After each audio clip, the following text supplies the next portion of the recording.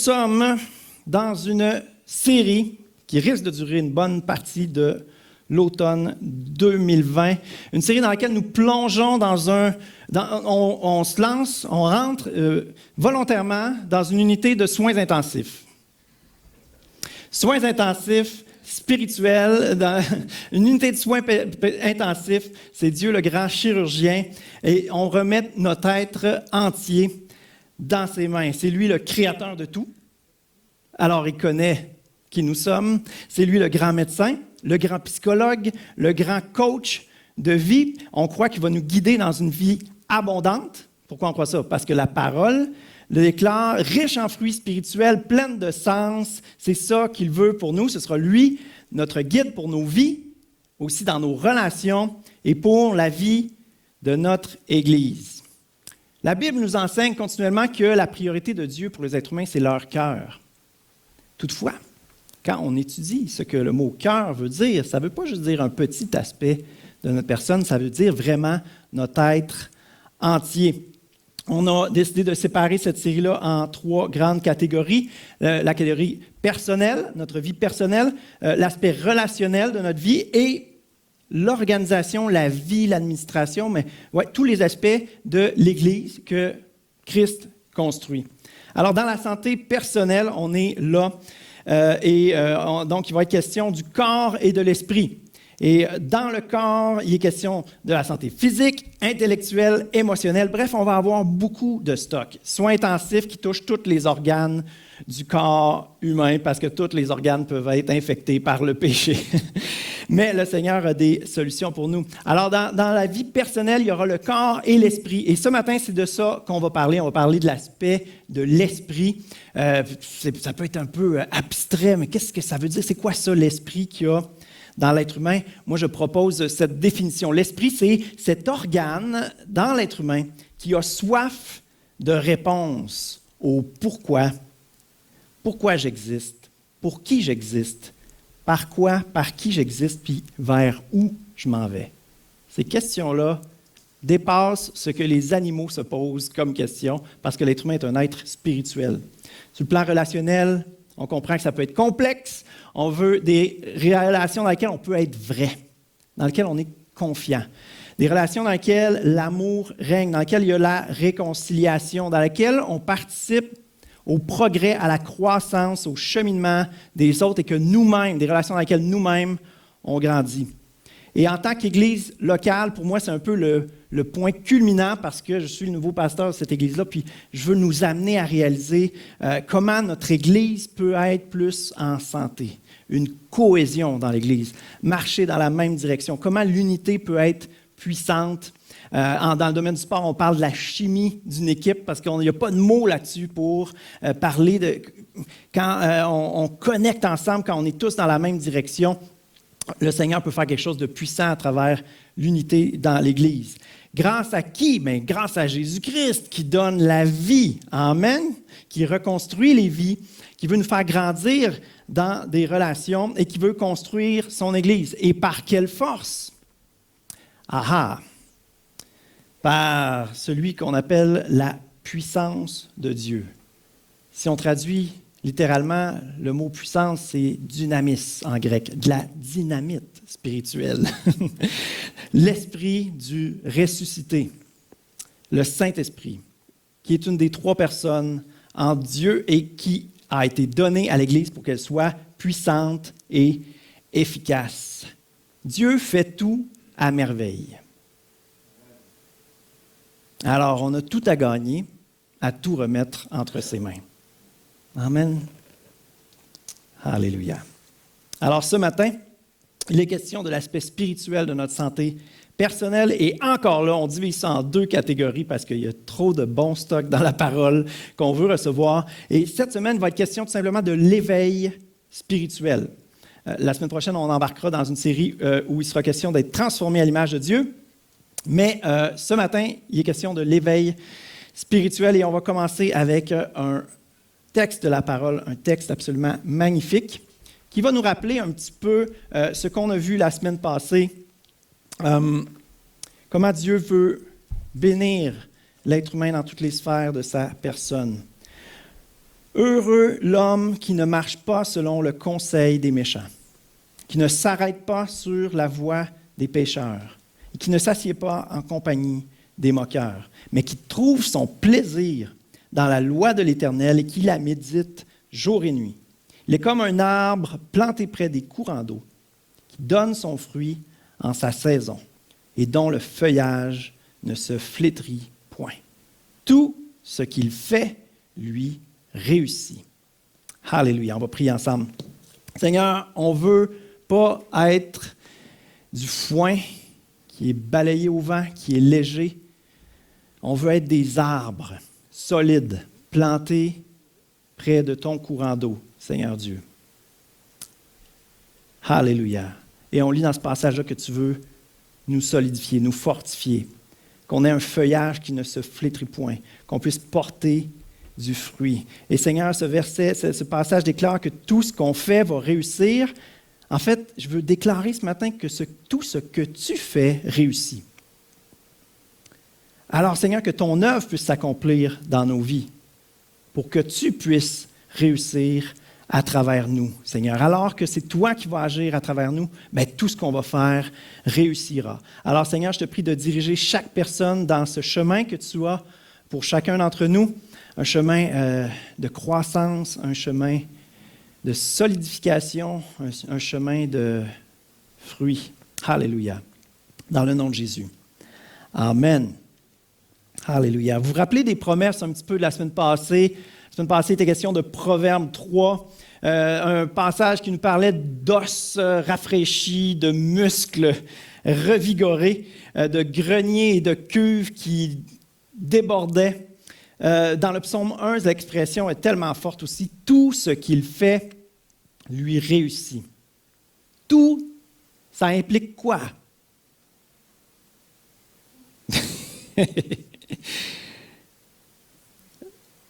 Son caractère, son couple, son rôle de parent, sa carrière, son école. Tout, ça implique quoi? C'est quoi les défis que vous avez dans votre vie? La parole nous dit que le Seigneur, il peut nous rendre capables de tout réussir. Si on fait la volonté de Dieu, si on est dans la volonté de Dieu, si on laisse Dieu agir dans notre vie. Si on était 100% sharp, 100% sacoche, je ne sais pas comment on dit en Beauce, là, être vraiment dans le coup, là, être target, en plein dans le mille de la volonté de Dieu, tout réussirait. Ce verset, quand la parole le dit, c'est parce que c'est vrai.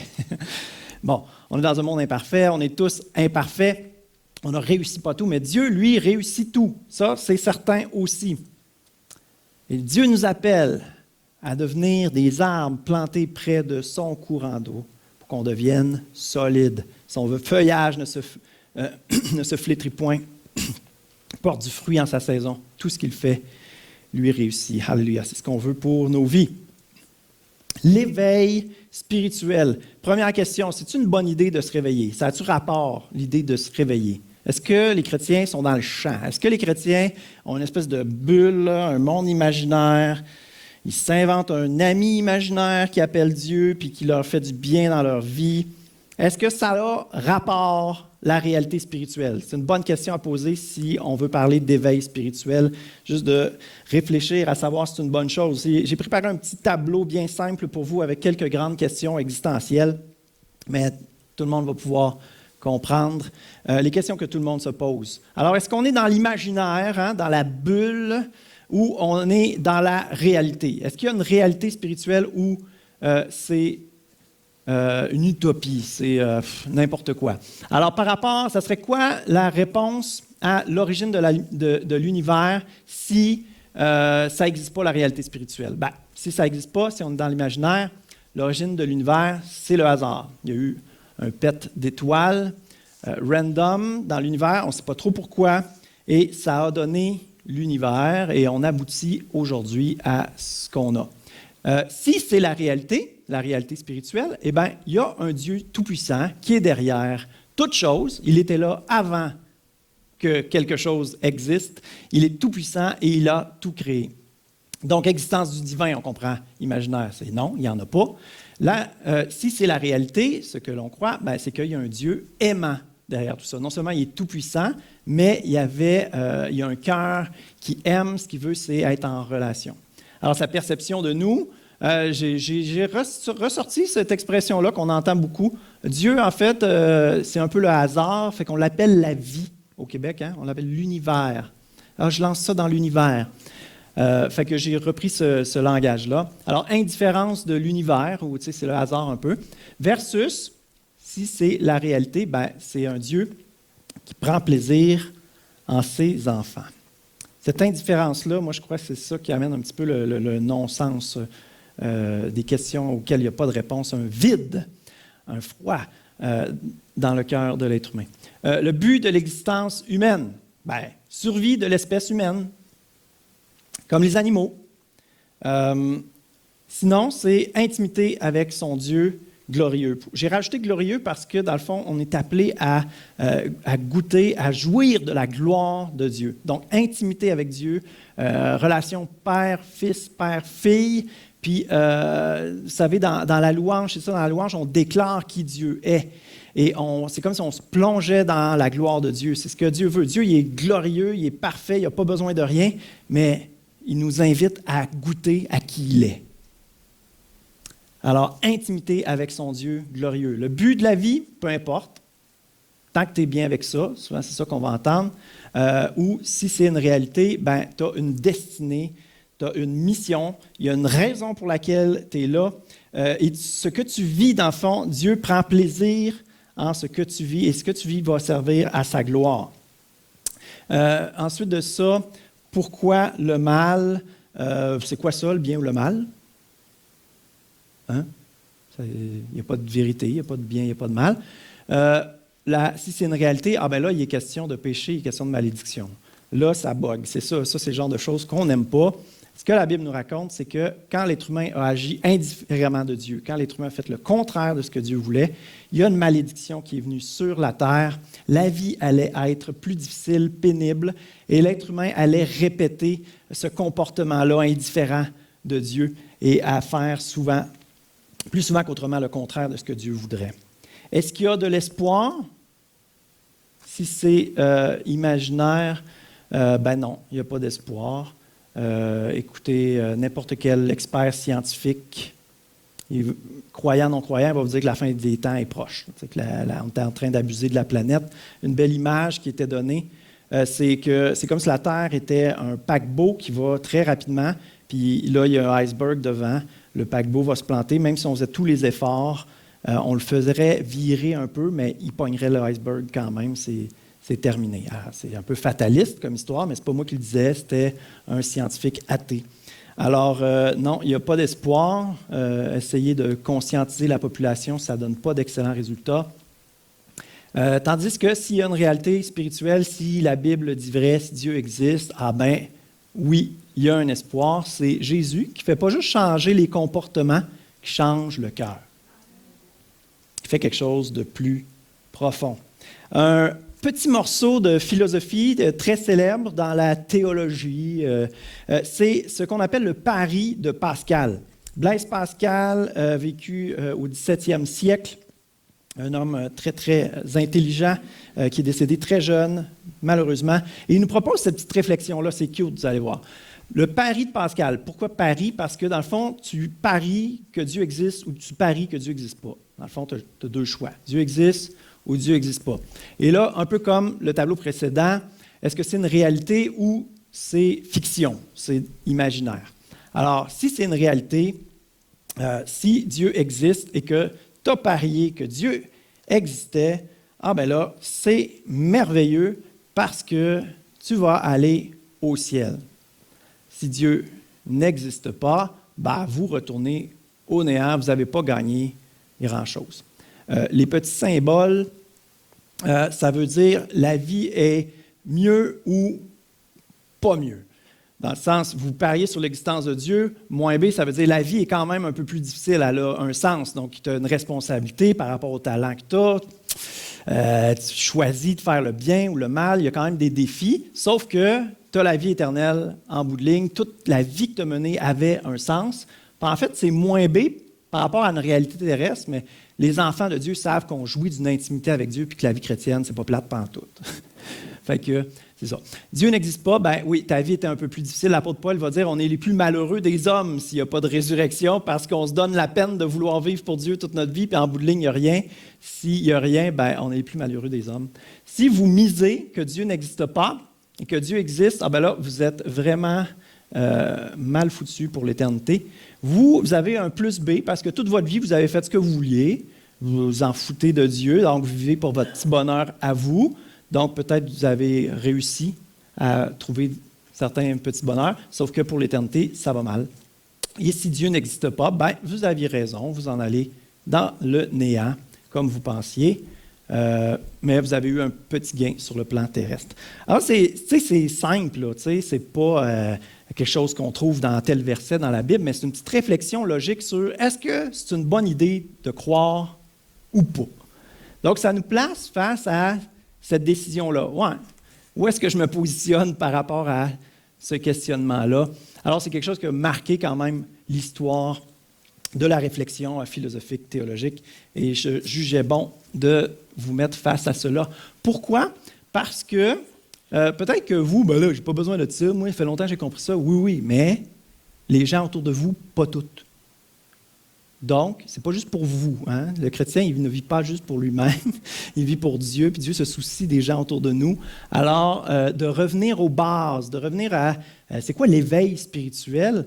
Ce n'est pas juste pour vous, mais c'est pour vous équiper, vous aider, vous outiller à pouvoir comprendre, à pouvoir revenir au questionnement que quelqu'un qui ne connaît pas Dieu peut avoir dans son esprit. Les vraies questions les plus importantes de l'existence humaine, je crois que les deux questions les plus importantes, c'est qui suis-je et qui est Dieu? La semaine prochaine, je l'ai dit au début, qu'il serait question de devenir, être transformé à l'image de Dieu, donc il va être plus question de qui est Dieu, parce que si on veut devenir comme Dieu, c'est bon de savoir comment qui est Dieu. Mais ce matin, il est vraiment question de l'éveil personnel et il est question d'un éveil personnel. Donc, moi, qui suis-je? Est-ce que je suis un être spirituel qui a besoin de se réveiller? Alors, le qui suis-je ce matin?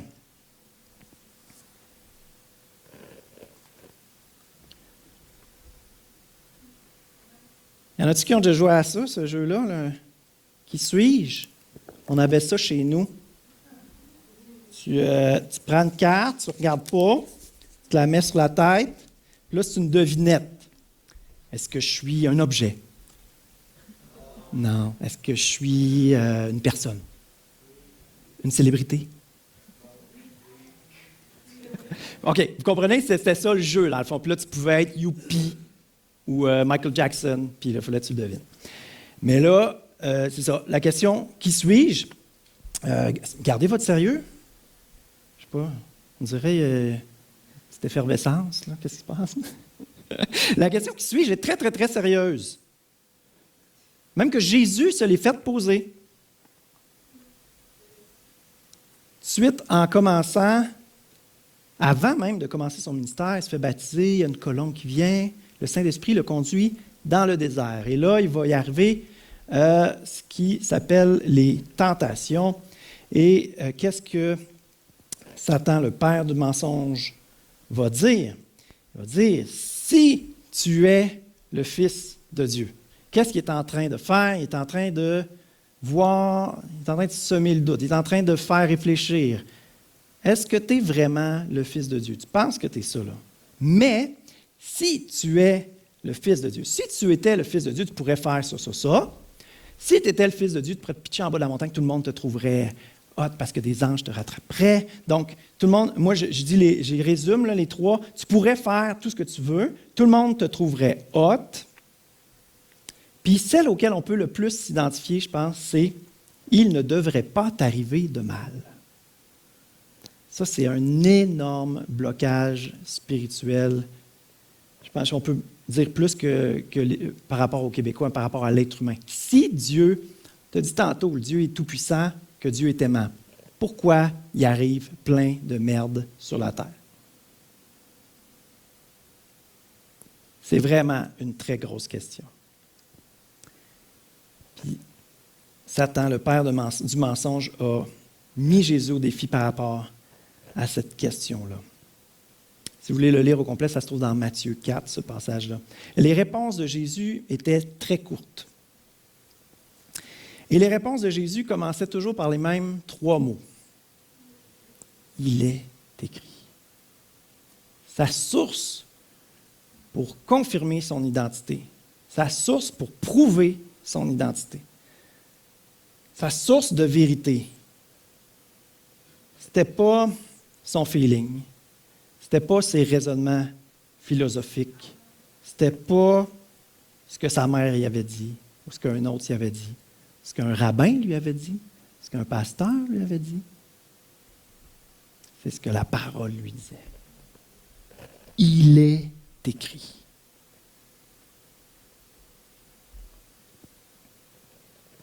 Nos yeux sont naturellement fixés vers le naturel. Et en étant fixés sur le naturel, OK, je vais enlever ça là. Vous avez compris le message. Nos yeux sont fixés sur le naturel, puis naturellement, qu'est-ce qui se développe? C'est le genre de phrases. Souvent, ils ne sont même pas venus nous-mêmes. Hein. Souvent, c'est quelqu'un. C'est sorti de la bouche de quelqu'un.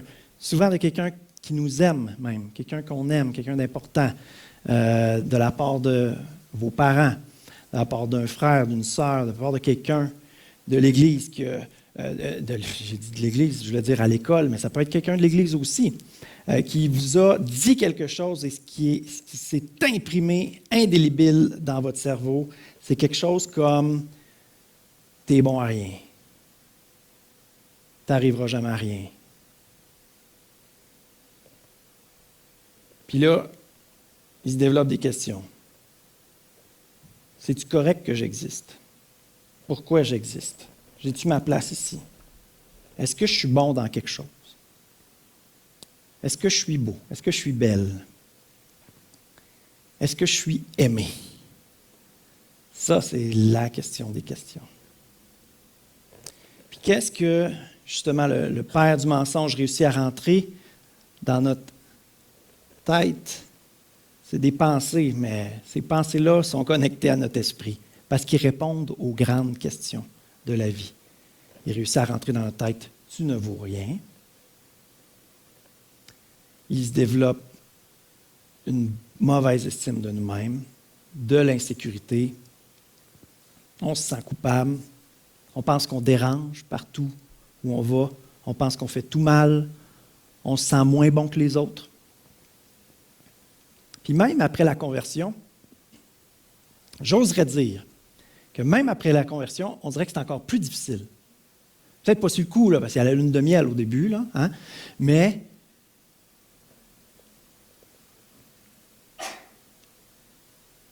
je pense que la vraie chose à dire, c'est pas que c'est plus difficile, c'est plus évident. Parce que, qu'est-ce qui se passe à la conversion? Un éveil spirituel. Puis là, cette conscience-là qu'on n'écoutait pas pendant longtemps, on dirait qu'elle s'est réveillée. Là. Puis on dirait que les vraies questions qu'il faut se poser comme être humain, là, on se les pose. Alors ce combat-là, il est encore plus évident. Et la question, c'est comment on peut en guérir? Est-ce qu'il y a de l'espoir? Dans le tableau, ça disait, est-ce qu'il y a de l'espoir? La réponse, c'était oui, l'espoir, c'est Jésus. Alors, je veux vous proposer 3 étapes pour en guérir. Première étape, en prendre conscience. Il y a ce mensonge-là dans mon esprit. Deuxième étape, accepter la grâce de Dieu envers nous. Ça ramène une paix. Je n'ai même pas besoin d'être beau, belle, bon, réussir dans des choses pour que Dieu m'aime. Ça annule ça. Ensuite de ça, Dieu ne fait pas juste annuler le négatif, il donne du positif. Dieu a mieux pour nous. Alors, la 3e étape, changer nos illusions par ce que Dieu déclare sur nous. il est écrit. Je rajouterai une quatrième étape, qui est de recommencer le processus. En prendre conscience, accepter la grâce de Dieu envers nous, changer nos illusions par ce que Dieu déclare. En prendre conscience, accepter la grâce de Dieu envers nous, changer nos illusions par ce que Dieu déclare sur nous. Se rappeler ce que Dieu déclare sur nous. Répéter ce que Dieu déclare sur nous. Nous regarder dans le miroir puis déclarer ce que Dieu déclare sur nous. Puis on agit comme chrétien, on veut devenir comme Jésus, on veut le représenter, on veut faire du bien autour de nous. On a reçu son amour, alors on veut manifester son amour. Et là, en essayant de mettre ça en pratique, il y a des défis, il y a des nouvelles prises de conscience.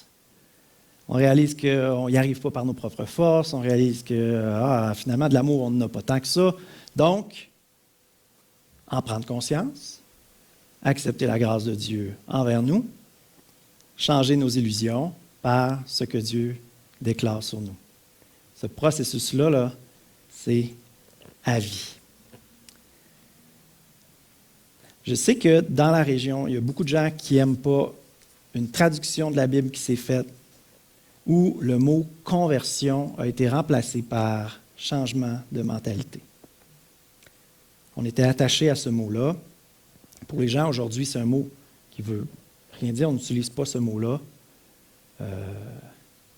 Convertir des centimètres en pouces. C'est vrai, on utilise le mot « conversion » pour ce genre de contexte. Dans cette nouvelle version-là, ils ont changé pour « changement de mentalité ». Moi, j'ai réussi à aimer cette expression-là parce que changement de mentalité, ça implique de réaliser que notre mentalité n'était pas bonne puis qu'on entre dans une nouvelle mentalité. On entre dans une nouvelle façon de voir les choses. Je voyais les choses de façon incorrecte. Là, Dieu m'a convaincu de quelque chose. Je me repens de cette façon que j'avais de voir la vie. Puis je change de mentalité pour celle que Dieu a. Je me convertis à la façon que Dieu voit les choses. C'est ce que ça veut dire de façon dynamique, disons-le. Il y a un changement d'attitude, changement de mentalité, changement de perspective. Dieu voit les choses de façon différente que moi. Moi, j'étais fixé sur mon problème. Là, je vois que Dieu voit ça d'en haut, puis il y a un plan plus grand, plus global, qui fait plus de sens que celui que j'avais. Alors, je change de mentalité, j'entre dans la mentalité de Dieu. C'est ça que ça veut dire, changer de perspective. La conversion, justement, disons la première conversion, la première fois qu'on réalise qu'on était dans le champ, qu'on était dans les ténèbres, mais là, on découvre la lumière. Donc, la première fois, l'éveil spirituel, qu'est-ce qui se passe quand il y a cet éveil spirituel? Il y a un changement de perspective. Ça, c'est sûr. Moi, je suis quand même quelqu'un de cérébral, alors ma façon de voir la vie a changé. La vie prenait tout son sens tout d'un coup. Alors que j'étais découragé, la vie était absurde.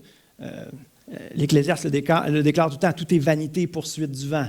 Puis celui dans l'histoire de la littérature qui l'a mieux amené, c'est Camus, l'absurde de Camus. Juste de réaliser le non-sens, l'humanité.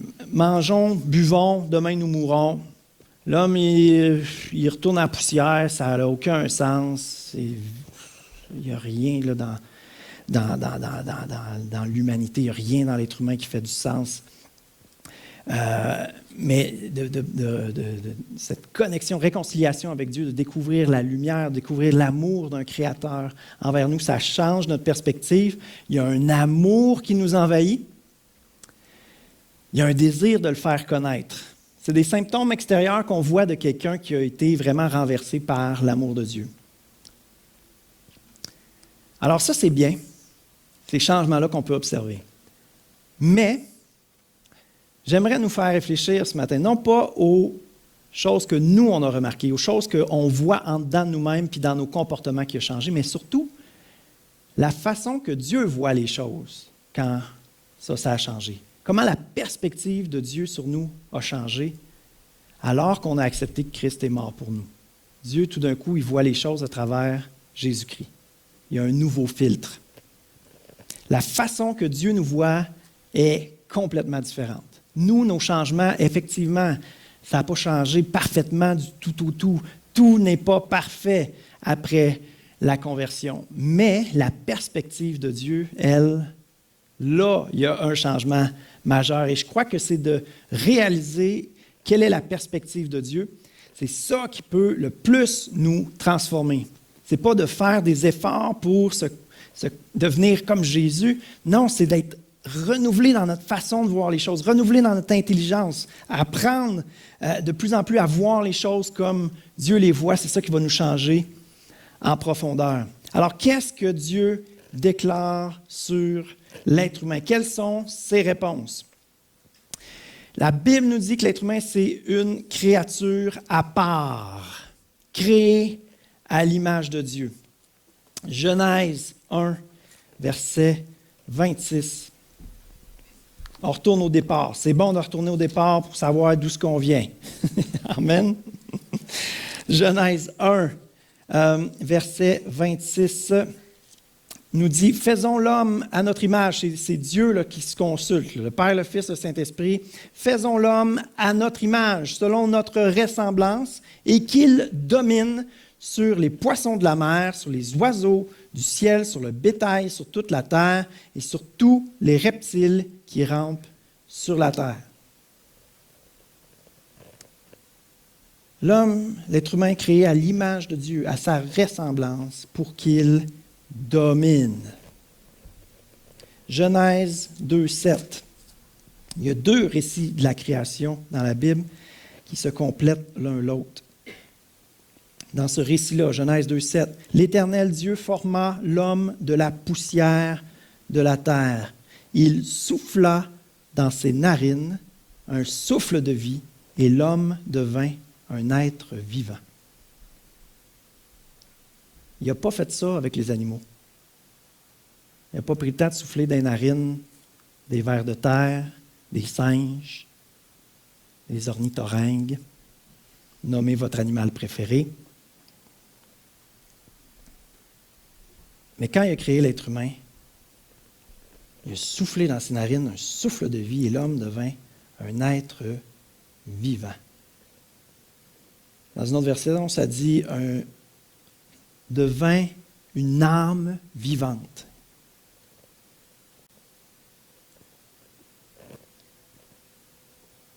Pour reprendre du vocabulaire du Nouveau Testament, le Nouveau Testament parle d'un homme intérieur. Il y a quelque chose en dedans de l'être humain que les animaux n'ont pas.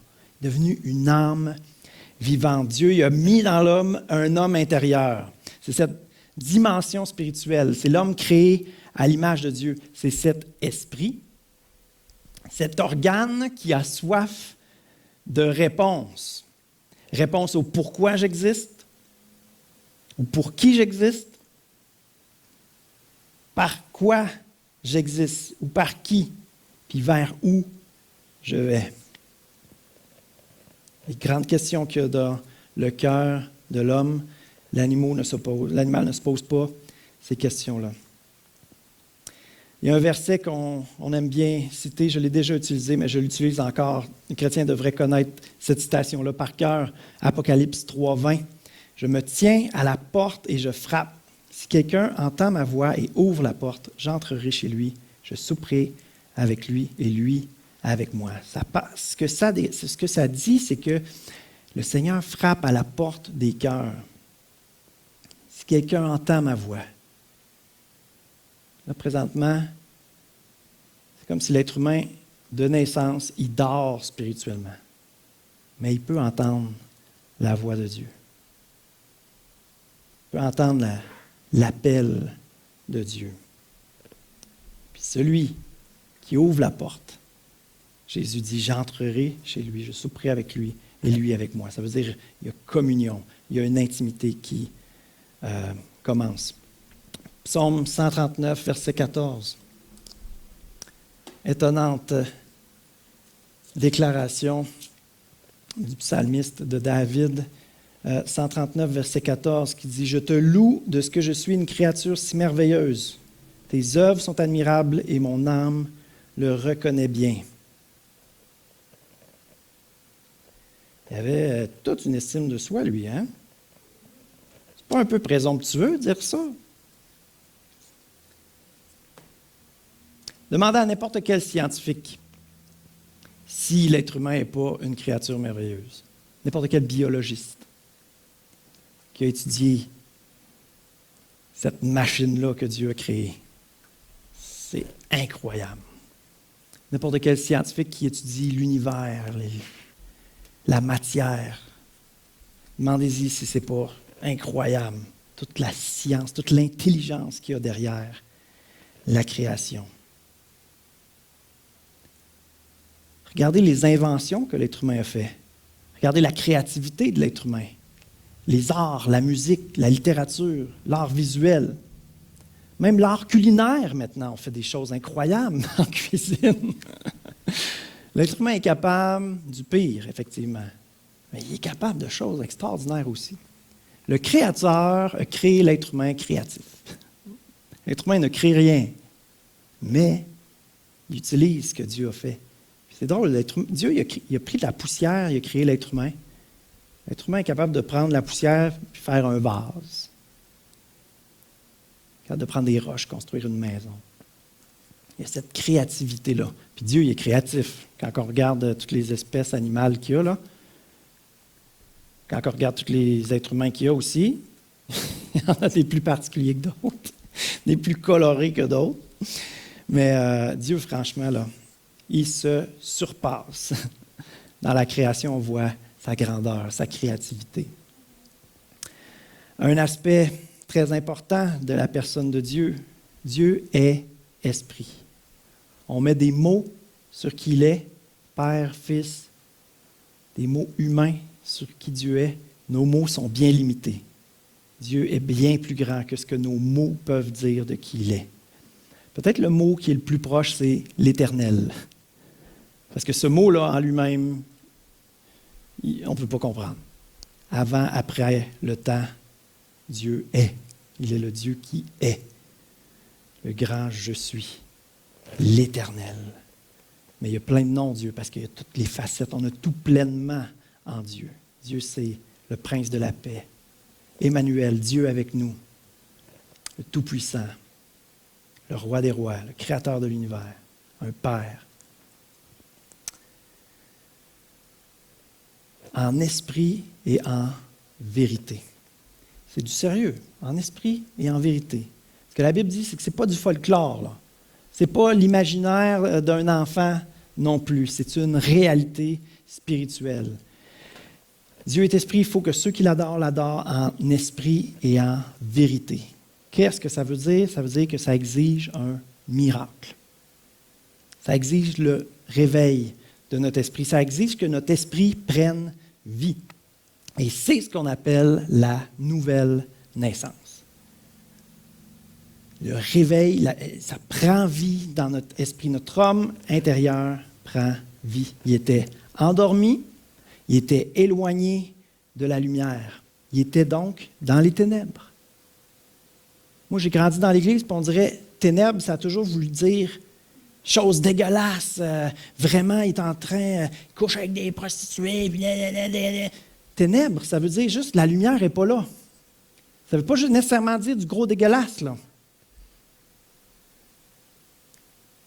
Puis, dans une certaine mesure, on est victime d'être dans les ténèbres. Ce n'est pas nous qui avons croqué la pomme. Y avait-il une pomme, là? Non, un fruit.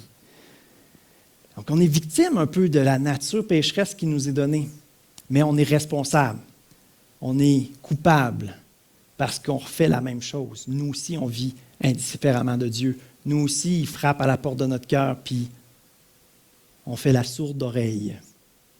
On n'écoute pas, on n'entend pas, on ne se lève pas pour ouvrir la porte. Qu'est-ce que ça veut dire spirituellement? On entend le message, la parole, ça parle à notre cœur. Il y a quelque chose qui se passe, ça brasse. Puis là, est-ce qu'on va approfondir? Est-ce qu'on va, oui, on a entendu, c'était bon. Est-ce qu'on est prêt à faire une autre étape, d'approfondir, de se poser les vraies questions? OK, j'ai reçu quelque chose, là. Attends un peu, je vais prendre en note, là. C'était spécial, ça, là. OK, ce spécial-là, là, c'est le point de départ. Watch out ce que Dieu peut te révéler là, à partir de ce spécial-là. Là, tu as vu une petite flamèche, là. Tu as vu une étincelle. La véritable lumière, là, est puissante, là. Est puissante. Le soleil est tellement loin puis il réussit à éclairer la terre. La lumière de Dieu, elle est infiniment puissante. Les ténèbres, renversées avec une parcelle de la lumière de Dieu. La lumière de Dieu est puissante. Ce que vous découvrez de petites étincelles qui fait brûler votre cœur, qui vous allume sur « Wow, la vie peut avoir un sens. Il y a quelque chose de plus grand. » Puis je sais que je suis appelé à plus que ça. On peut pas, l'être humain n'est pas appelé à se limiter à la réalité terrestre. Il y a plus que ça. La vie a un sens. J'ai des besoins en dedans de moi. J'ai des questions en dedans de moi. C'est pas pour rien. Il y a certainement des réponses à quelque part. Mais ça exige d'écouter comme il faut. Ben oui, j'ai entendu de quoi? Ben oui. Puis là, on se réveille, on se frotte les yeux un peu, on se lève. Ben oui, il y a quelqu'un à la porte. On ouvre, ben oui, Jésus, tu peux rentrer. Ou des fois, on parle dans le cadre de porte. Hein? Il y a des gens, des fois, qui frappent à la porte, qui veulent nous parler des affaires. On les laisse dans le cadre de porte, là. Avec Jésus, OK, ouais, là, tu peux rentrer. Là, ben, on va prendre un café, hein, quand on prend le temps de jaser. Puis là, il est rendu 5 heures, ben, on va l'inviter à souper, c'est ça que ça dit, hein, je souperai avec lui. Lui avec moi, on va commander de la pizza, c'est moins de job. Ou quelque chose de plus santé, désolé. On parle de la santé spirituelle avec la pizza, ça d'éviter. Mais un temps d'intimité avec Jésus, cœur à cœur, où on peut parler, où on partage la même nourriture. Puis la vraie nourriture, c'est la parole de Dieu. Donc cette image-là est vraie. La parole, ça va tout ensemble. Je souperai avec lui. Puis de quoi il faut se nourrir pour prendre vie? De la parole de Dieu. La parole faite chair, Jésus-Christ. On a pris la communion ensemble la semaine passée. On a pris le pain. On se nourrit de Jésus. C'est lui qui nous a donné la vie. Un temps d'intimité avec Jésus où il vient. C'est ce qu'il a fait. Il est venu du ciel sur la terre s'offrir en sacrifice. Manger ma parole. Manger mon corps. Mes paroles sont esprit et vie. Mes paroles vont donner vie à votre esprit. Mes paroles, c'est la vérité. Vous allez pouvoir construire sur du solide. Fini la mentalité de « tant que tu es bien avec ça ». « Ah, il n'y a pas de bien, il n'y a pas de mal ». Non, là, tu vas construire sur la vérité. Tu vas avoir des réponses à tes questions. Tu n'auras pas toutes les réponses. Dieu est plus grand que tout ce qu'on peut comprendre. Mais tu vas grandir pour vrai. Tu vas solidifier pour vrai. Tu vas devenir un arbre. Tu vas te planter près du courant d'eau. Tu vas porter ton feuillage, il ne se flétrira point. Tu vas porter du fruit en ta saison. C'est ce que la parole nous promet. C'est ce qu'on veut pour notre vie. On entre dans les soins intensifs pour que le grand médecin puisse faire ce qu'il veut de nous. Dernière vérité de ce que Dieu veut pour nous, de ce que Dieu déclare pour nous.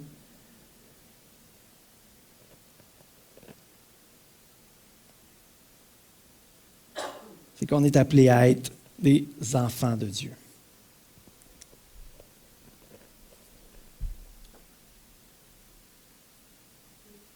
Il est écrit. Je suis enfant de Dieu. Je demanderai aux musiciens de s'avancer, puis on va en finir ce matin avec ces satanés mensonges. Je me suis demandé cette semaine, j'utilise-tu cette expression-là, satanés mensonges? Oui, satanés mensonges, parce qu'ils viennent de lui. Les satanés mensonges dont il a été question tout à l'heure. Je ne vaux rien. Qu'est-ce que Dieu dit? Hein? Dans ma tête, il vient cette pensée-là. Je ne vaux rien. Attends un peu.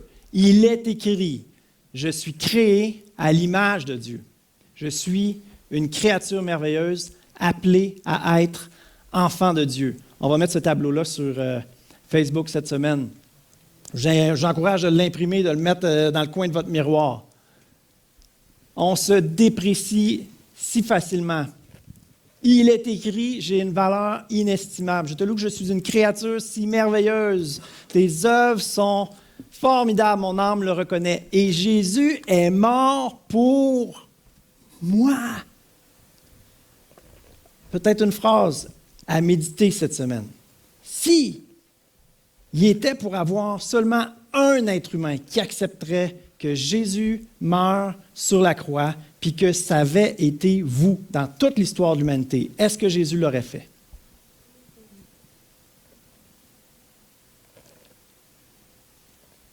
À méditer. Sentiment d'infériorité. C'est qui Dieu? Je suis enfant du roi des rois, là.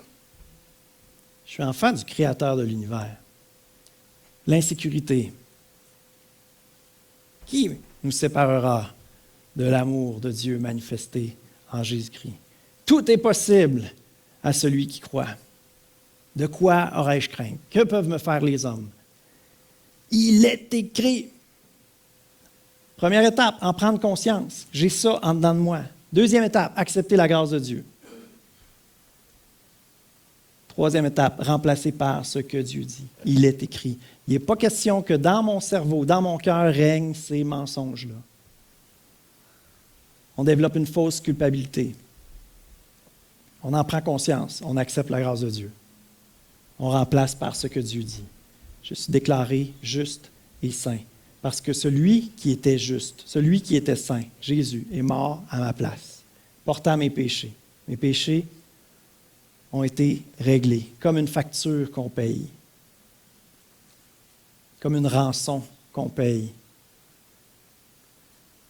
Notre perspective à nous voit bien qu'on n'est pas parfait.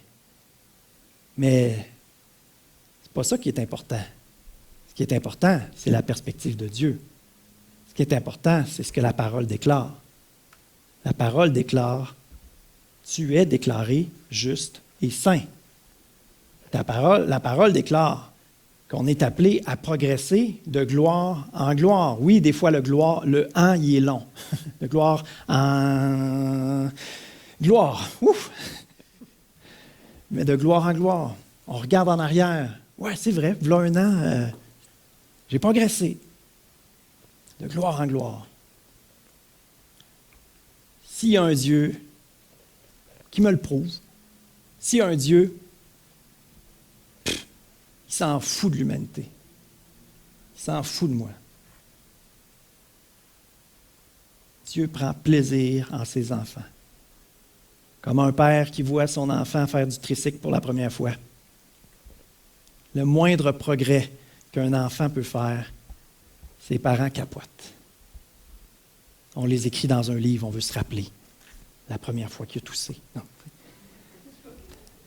Le moindre progrès. Tu trouves ça insignifiant, ta vie?